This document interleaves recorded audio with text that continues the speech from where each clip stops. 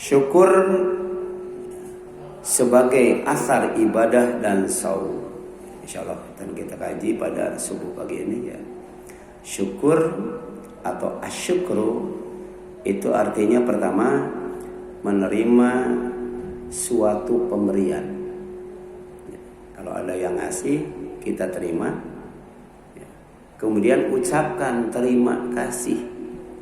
Diterima pemberiannya, dikasih. Itu sudah dipraktikkan ya oleh orang tua kita dulu, terutama 10 hari terakhir ya, menjelang Idul Fitri. Itu saling berbagi makanan ya. Dikasih lagi, dikasih dibalas. Itu syukur ya, syukur. Waktu itu kebetulan yang bagian menerima itu saya. Jadi kalau ada tetangga ngasih makanan saya terima, dibuka. Ada dagingnya enggak gitu ya. Ada telurnya enggak. Ya, kan rata-rata sambal goreng kentang ya. Kemudian telur atau daging atau tahu tempe.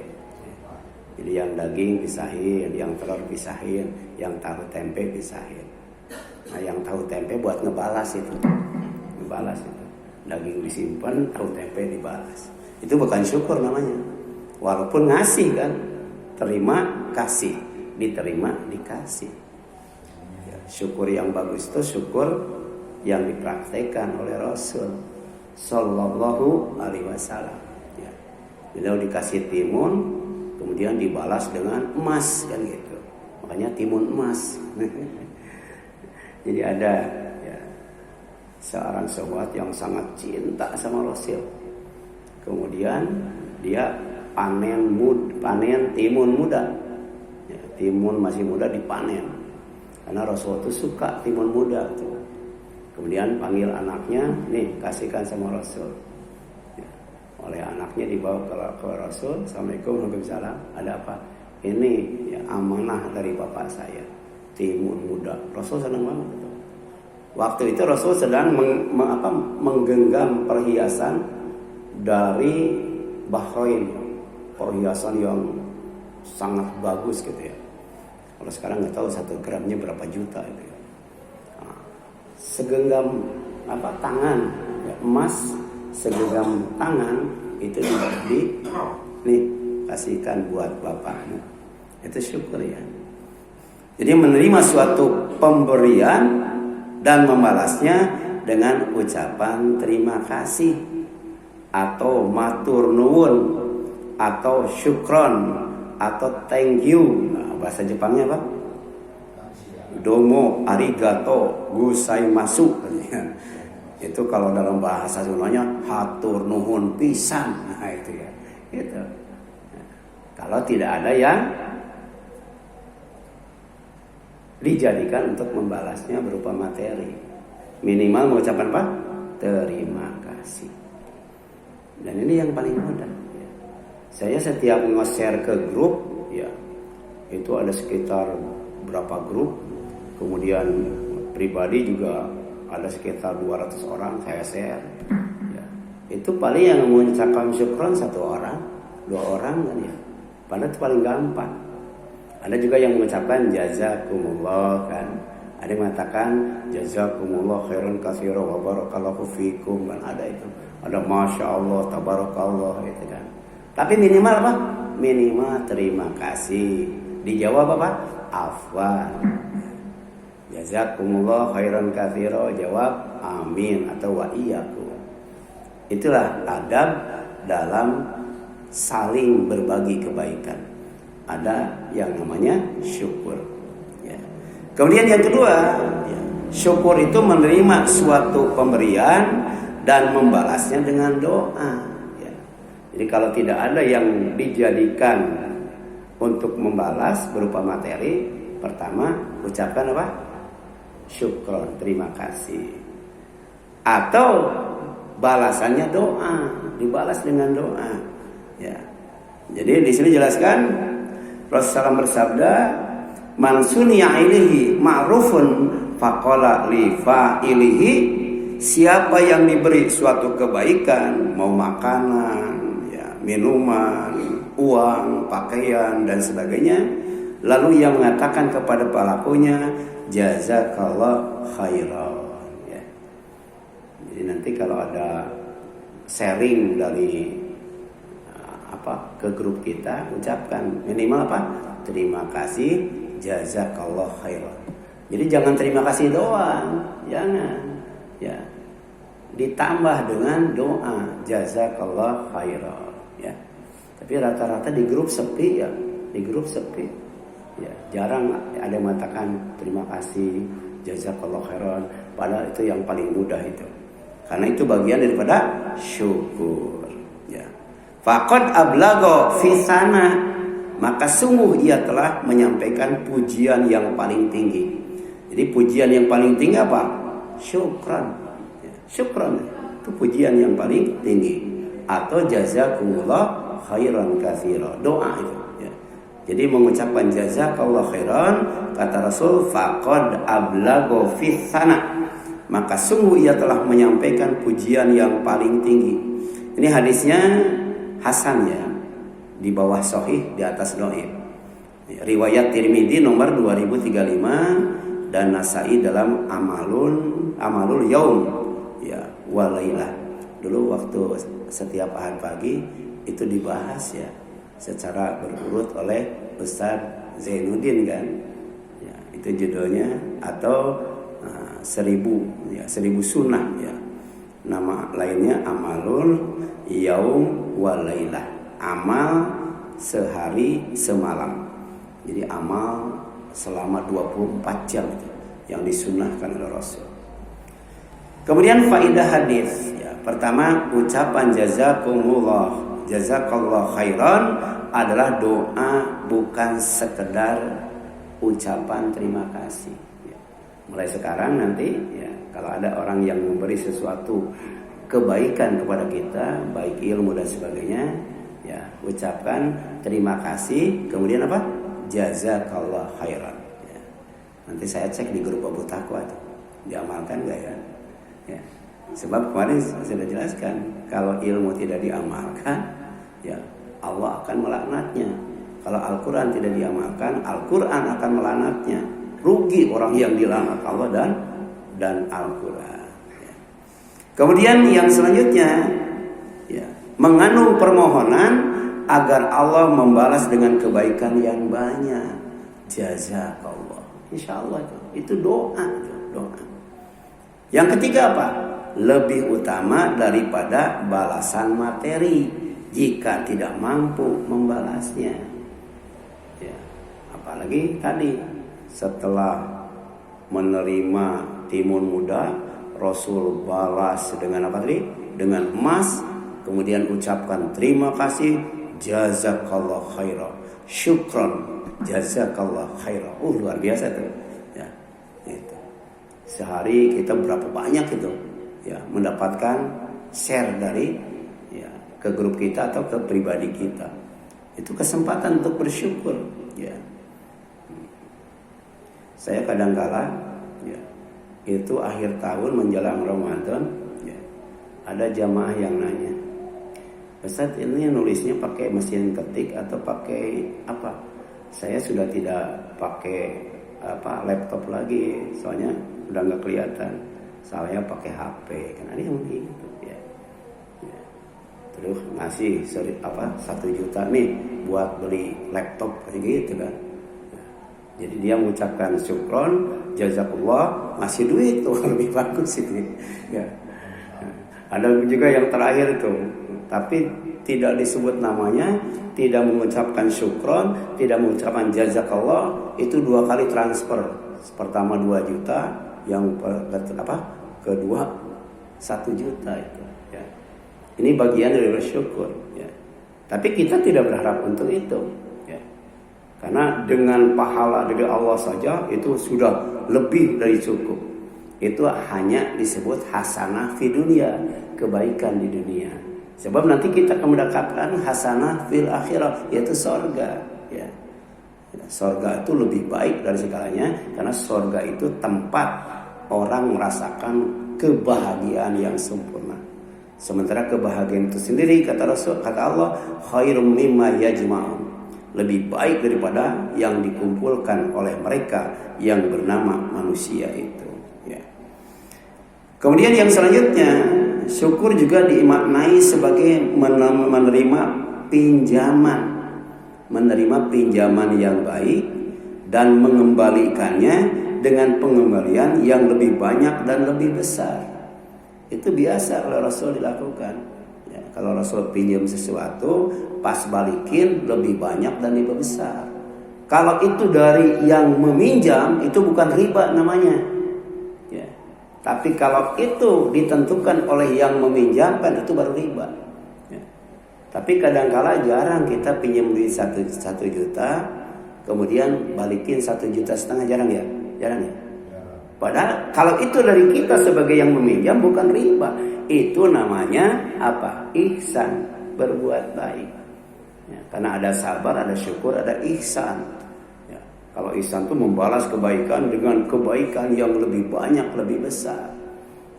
Tapi rata-rata ya, pinjam 1 juta bukan dikembalikan 1,5 juta, tapi dicicil 100.000, itu pun setelah tarsok ya. Itu tidak termasuk adab bersyukur. Nah, seperti berzakat ya, itu berzakat. Kemudian berinfak, bersedekah, atau membayarkan dan membebaskan utang orang yang tidak mampu bayar. Itu syukur juga ya. Jadi ketika kita berzakat, berinfak, bersedekah, kita sedang bersyukur atas pemberian harta dari Allah. Ya. Karena orang yang bertakwa itu wa mimma razaqnahum yunfikun. Sebagian dari rezeki yang Allah berikan, dia infakkan. Kalau tidak, bukan orang yang bertakwa. Artinya dia termasuk orang yang tidak bersyukur. Nah, bentuk syukur yang lainnya, kalau ada orang ya, punya utang tidak mampu bayar. Kalau utangnya sama orang lain, kita bayarkan. Tapi kalau utangnya sama kita bebaskan. Itu namanya qardon hasanah, pinjaman yang baik. Itu mengalihkan ya, utang ya, dari orang kepada Allah. Jadi Allah yang punya utang ya, statusnya. Jadi kita sedang berutang piutang dengan Allah. Kalau ada orang ditagih ya, utang tapi susah, bahkan sampai tidak bayar, udah kita datangi, kemudian kita sampaikan, mohon maaf karena tarsok melulu, karena kemudian kemungkinan nggak mampu bayar, udah saya bebaskan, saya tidak akan tagih lagi. Udah.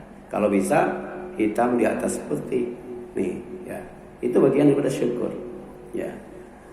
Dan ini jelaskan mandalladzi yuqridullaha qardon hasanah.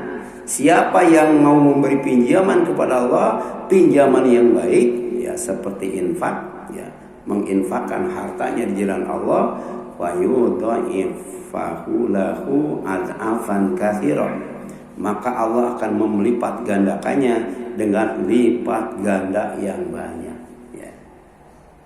Jadi kita tidak menentukan ya, dikembalikannya oleh Allah berapa. Tapi Allah sebagai syakur yang maha bersyukur itu membalas, membayar, melunasi utangnya dengan berlipat ganda, lipatan yang sangat banyak. Dan itu harus yakin ya, kalau tidak yakin ya, kan kadang-kadang kita berat ya untuk membebaskan utang. Berat kan? Apalagi sampai melunasi utang orang kepada orang lain. Padahal kalau yakin, kata Allah, maka Allah akan melipat gandakan ya, pinjamannya itu, pinjaman kepadanya itu dengan banyak sekali. Kenapa? Wallahu yaqbidu wa yabsutu wa ilaihi turja'un. Karena Allah menyempitkan dan melapangkan rizki ya. Jadi kalau kita mau diluaskan rezeki, dilapangkan rezeki, zakat, infak, sedekah, tetangga punya utang, teman punya utang, jamaah masjid punya utang, tidak mampu bayar, kita bayarin. Itu insya Allah ya, peluang untuk mendapatkan rezeki yang luas dari Allah. Diluaskan rezeki kita. Kenapa? Ya, Allah juga tidak hanya menyempitkan, tapi juga meluaskan, melapangkan, juga kepadanya kamu dikembalikan. Jadi tidak hanya dibalas oleh Allah di dunia dengan balasan yang berlipat ganda bagi orang yang meminjamkan pinjaman yang baik, tapi di akhirat dia akan mendapatkan balasan yang lebih baik dan lebih besar. Wa ma tuqaddimu li anfusikum min khairin tajiduhu indallahi huwa khairan wa 'azama ajra. Ya. Ya. Jadi siapa saja yang melakukan satu kebaikan bukan buat orang lain, buat dirinya. Jadi meminjamkan utang kepada Allah dengan membebaskan dan ya membayarkan utang orang lain, ya itu sejatinya kebaikan buat diri kita. Bukan hanya di dunia dibalas dengan balasan yang berlipat ganda, tapi nanti di akhirat. Ya, apa itu? Ya, kalau bertemu dengan Allah, dia akan mendapatkan balasan yang lebih besar dan lebih baik. Ya, luar biasa tuh. Makanya ditutup dengan wastagfirullah. Kalau masih pelit, kalau masih susah untuk berbuat baik, susah untuk bersyukur dengan yang disyariatkan, banyak-banyak istighfar. Minta ampun kepada Allah Subhanahu wa ta'ala. Kemudian ya, man dzalladzi yuqridullaha qardan hasana fayudha'ifahu lahu wa lahu ajrun karim. Ya. Siapa yang mau memberi pinjaman kepada Allah? Ini Allah menawarkan. Siapakah yang mau memberi pinjaman kepada Allah? Pinjaman yang baik, maka Allah akan melipat gandakan balasannya untuknya dan baginya pahala yang mulia. Apa pahala yang mulia? Surga. Surga. Dan yang lebih baik daripada surga itu tinggal di surga, diridhoi oleh Allah. Oh, itu lebih dahsyat lagi tuh. Ya. Kemudian dalam ayat lain ya, in tuqridullaha qardon hasana. Jika kalian meminjamkan kepada Allah pinjaman yang baik, zakat, infak, sedekah, melunasi dan membebaskan utang orang lain, ya, maka kata Allah Subhanahu wa taala, dijelaskan yudhaif lakum wa yaghfir lakum wallahu syakurun halim. Ya, maka Allah niscaya akan melipat gandakannya untukmu dan mengampuni kamu, dan Allah maha mensyukuri lagi maha penyantun. Kalau berbicara tentang syukur, yang maha bersyukur itu Allah. Ya, manusia disuruh beriman, disuruh beramal soleh, disuruh berperang di jalan Allah. Ketika itu diterima oleh Allah, maka dibalas dengan surga. Itu luar biasa itu. Karena sejatinya hidup itu adalah bisnis, jual beli dengan Allah yang tidak akan pernah rugi. Ya, salat kita, saum kita, ngaji kita itu dibalas oleh Allah dengan apa? Dengan surga. Apalagi kemudian kalau berperang, kemudian mati syahid, oh itu akan menjadi syafaat untuk keluarganya, dan nanti salah satu ya keuntungannya dapat bidadari 70 gitu. Di dunia satu aja susah ya, dikasih 70 itu luar biasa itu. Ya. Kemudian syukur sebagai ibadah disebutkan dalam Al-Quran surat Quraisy ayat 1-4 itu. Pendek tapi singkat dan padat, berbicara tentang perintah bersyukur atas nikmat yang Allah berikan. Li'ilafi Quraisy, karena kebiasaan ya orang Quraisy ya, ila fihim rihlatash syita'i wasoib, yaitu mereka bepergian pada musim dingin dan musim panas. Falyabudu rabb hadzal bait, maka hendaklah mereka beribadah kepada yang punya Ka'bah.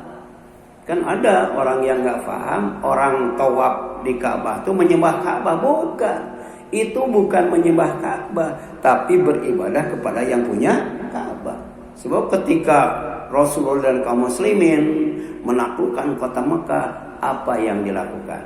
Pertama dia umumkan, siapa yang masuk Masjidil Haram aman, siapa yang masuk ke rumah masing-masing aman, siapa yang masuk ke rumah Abu Sofyan aman. Itu yang pertama. Setelah mereka masuk ke masjid, masuk ke rumah masing-masing, masuk ke rumah Abu Sofyan, kemudian yang pertama dilakukan oleh Rasul, para sahabat diperintahkan untuk mengeluarkan berhala yang ada di Ka'bah, dalam Ka'bah. Jadi dulu Ka'bah itu isinya berhala semua. Kemudian menyingkirkan berhala yang mengelilingi Ka'bah dan kemudian menghancurkan semua berhala. Itu luar biasa itu, ya. Jadi bukan nyembah Ka'bah orang tawaf itu, tapi menyembah yang punya Ka'bah, yaitu Baitullah. Kenapa? Alladzi at'amahum min ju' wa amanahum min khauf.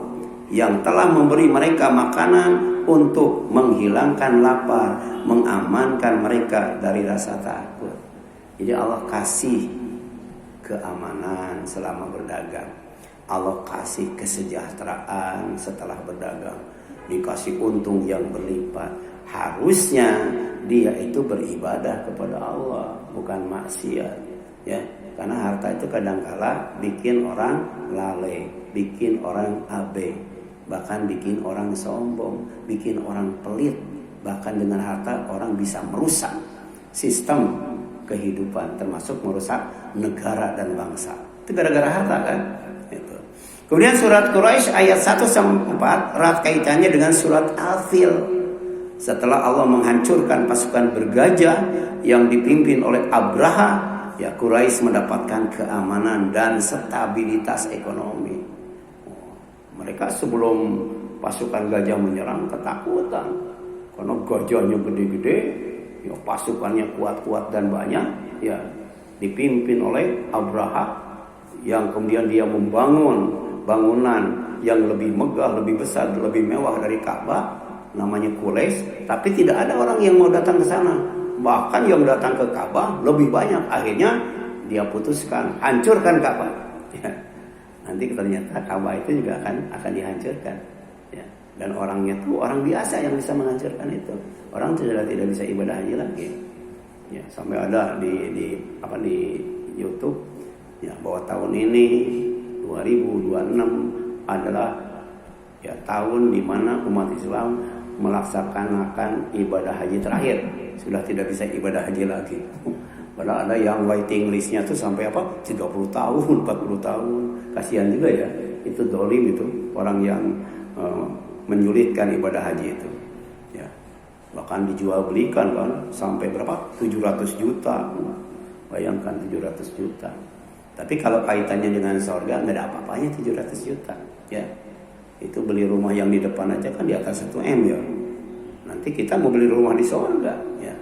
Karena haji mabrur itu balasannya tiada bukan kecuali surga. Nah, mereka bisa berdagang ke Syam pada musim panas dan berdagang ke Yaman pada musim dingin itu dengan aman dan untung yang sangat besar. Nah, 2 nikmat besar yang disebutkan dalam surat Quraisy yang wajib disyukuri dengan beribadah kepada Allah itu pertama nikmat ekonomi. Nikmat ekonomi. Kalau di Indonesia masih susah ya ekonominya ya. Nanti ada saat di mana orang itu tidak mau menerima zakat, infak dan sedekah karena kekayaannya berlimpah gitu ya. Bahkan kalau kita minta kepada orang, ya minta 1 juta dikasih 1 M nanti. Ya. Coba sekarang ya, minta ke siapa ya 1 juta bakal dikasih nggak? Ya kalau nanti bukan 1 juta 1 M, ya orang cari mustahik yang mau menerima zakat, infak dan sedekah itu susah. Ya. Bahkan ini pernah dialami zaman Khalifah Umar bin Abdul Aziz. Susah mencari orang yang mau menerima zakat, infak dan sedekah. Bahkan yang namanya pintu rumah itu tidak pernah ditutup, tidak pernah dikunci. Di Kebantenan satu-satunya rumah yang tidak dikunci dan ditutup rumahnya Pak Danis itu. Dibuka terus, tiap lewat ada lagi nongkrong di kursi. Kalau dulu semuanya rumah itu terbuka, nggak ada yang dikunci, nggak ada yang ditutup. Ya. Kita kan setahun sekali, ya. Itu pun dilakukan oleh pejabat, namanya open house kan ya. Setelah itu tutup lagi nggak?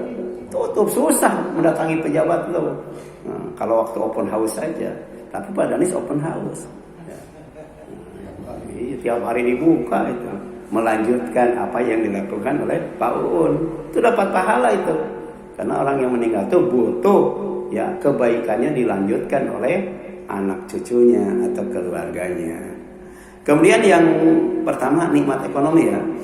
Amahum minju, Allah memberikan makan kepada mereka dari kelaparan sehingga perut kenyang dan hidup sejahtera. Ya, itu yang wajib disyukuri. Yang kedua nikmat keamanan. Ya. Wa amanahum min khauf. Allah menjadikan mereka aman dari ketakutan sehingga tenang saat berbisnis dan meraih keuntungan yang berlimpah. Ya. Kemudian maka ibadah adalah ungkapan syukur atas nikmat Allah sehingga nikmat ya semakin bertambah banyak, bertambah luas, bertambah berkah. La in syakartum la zidanakum. Ya. Yakinkah kita ya, dengan Al-Quran? Kalau yakin, syukuri nikmat Allah. Insya Allah nikmat ditambah.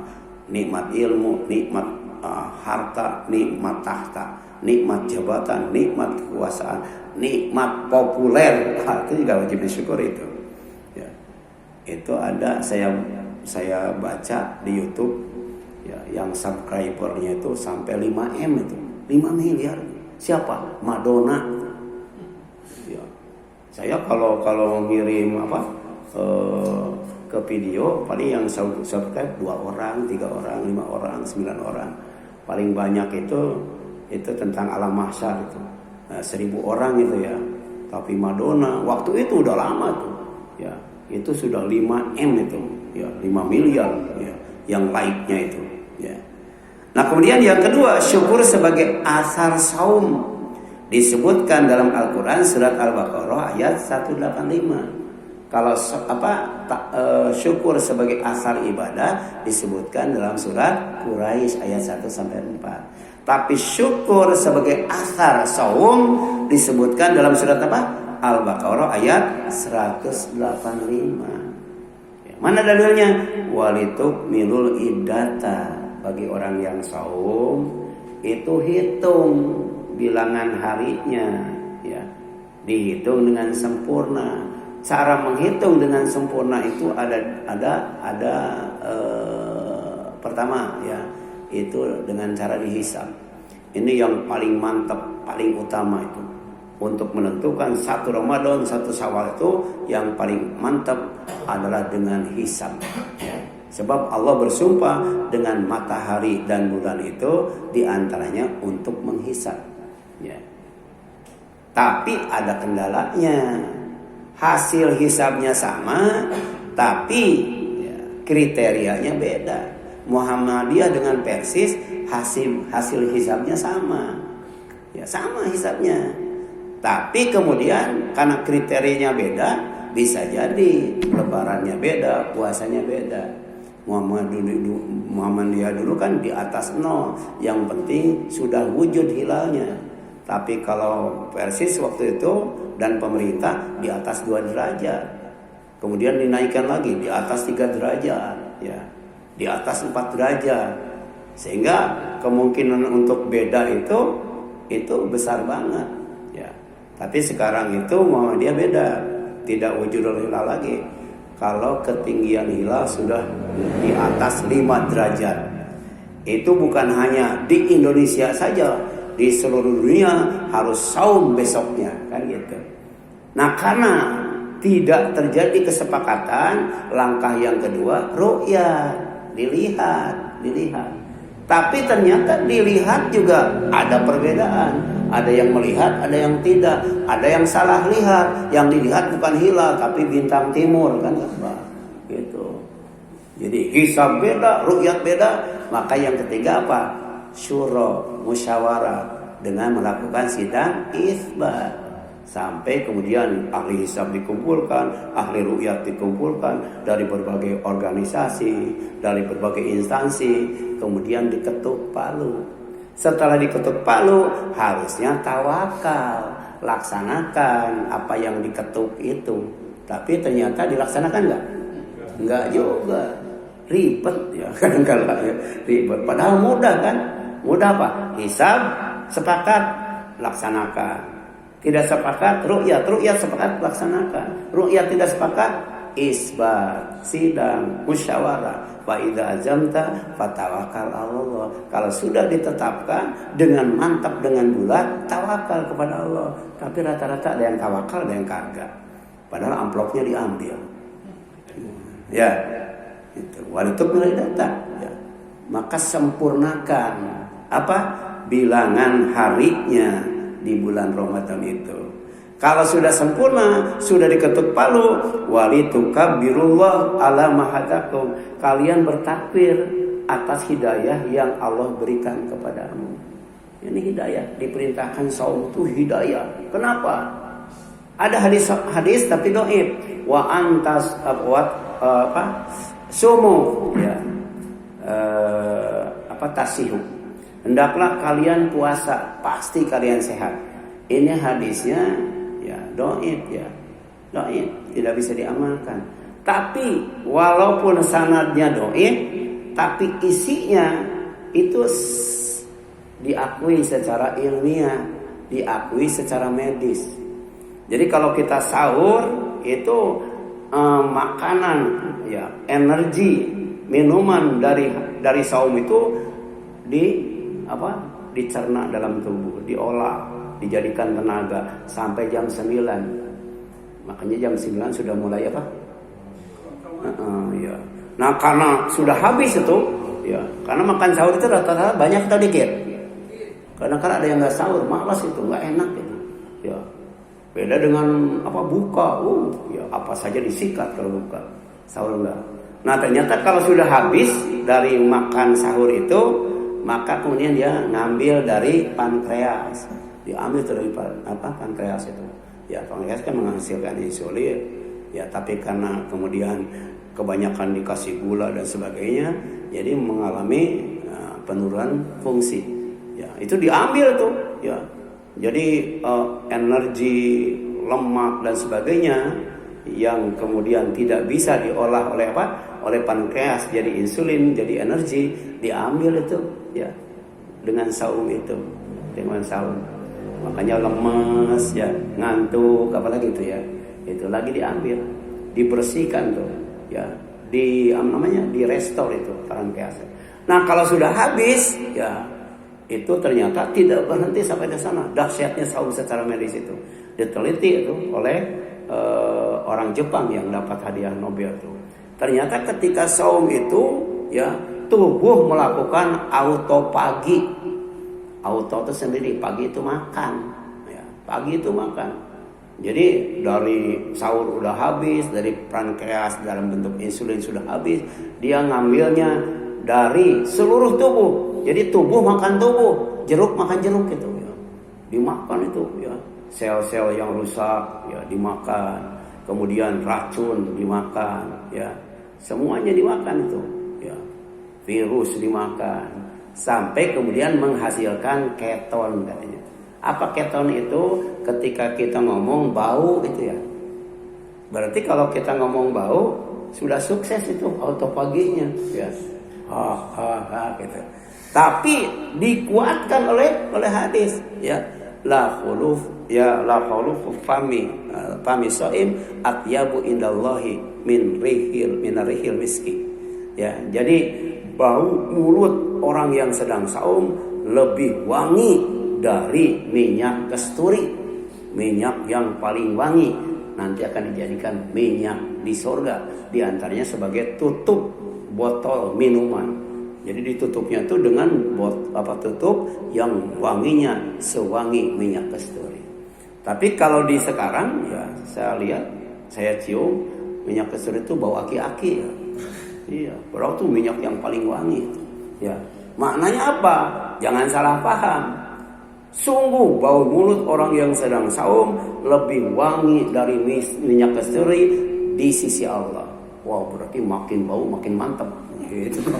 Udah nanti sahurnya pakai pete, pakai jengkol. Udah. Itu salah. Ya. Jadi baunya saja sudah apa? Sudah wangi, apalagi wanginya. Bukan tambah bau tambah mantap gitu. Jangan seperti itu. Wala'alakum tashkurun. Ya. Supaya kalian bersyukur. Ini saum itu. Saum itu untuk membentuk pribadi yang syakirin. Kalau kita syakir, tapi kalau Allah syakur kan gitu. Allah tuh maha bersyukur. Puncaknya syukur Allah kepada manusia itu ngasih sorga, di mana tempat orang bersenang-senang dan hidup mewah. Itu luar biasa. Nah terakhir ya, ayat ini menjelaskan bahwa ini masih panjangnya, nanti di-share ke grup ya. Saum yang sempurna di bulan Ramadan adalah sebulan penuh. Tidak boleh kurang, tidak boleh lebih ya. Dengan apa? Dengan melakukan hisab yang presisi, yang tepat dan akurat ya. Kemudian jika belum sepakat, lakukan ruqyah. Jadi ruqyah tetap ada kalau hisab tidak sepakat. Itu umumnya di Indonesia hisab sepakat atau tidak? Paling sering sepakat atau tidak? Nah, baru langkah kedua ruqyah. Tapi ternyata ruqyah juga kadang-kala tidak sepakat. Nah, maka dan jika masih belum sepakat, lakukan itsbah, ya, penetapan yang dilakukan oleh pemerintah. Jadi pemerintah itu sebagai mediator dan fasilitator. Lewat apa? Lewat syuro yang disebut sidang isbat. Itu langkah terakhir ya. Jadi kalau hisab masih apa? Tidak sepakat, ruqyah masih tidak sepakat, maka tawakal dengan cara apa? Dengan cara melakukan syuro, musyawarah atau sidang isbat. Yang ketiga, takbir sebagai ungkapan syukur atas nikmat Allah terbesar. Apa nikmat Allah yang terbesar? Hidayahnya, petunjuknya, di antaranya Al-Quran. Di antaranya adalah diutusnya Nabi dan Rasul Nabi Muhammad SAW. Ya, yang menjanjikan hidup aman, yang menjanjikan hidup bahagia, yang menjanjikan hidup sukses, yang menjanjikan hidup selamat, dan menjanjikan hidup ya aman, bahagia, sukses, selamat dunia dan akhirat, dan dapat surga yang paling tinggi, surga yang paling baik kalau kita menjadi hamba Allah yang terbaik. Apa namanya?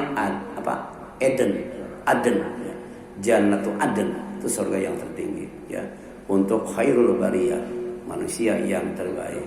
Makanya orang barat mengatakan return to Eden, kembali ke surga Aden ya. Itu baca surat Al-Bayyinah itu ya. Nah, kemudian syukur sebagai asar ibadah dan saum dimaknai sebagai al-i'tiraf ya binikmati batinan ya.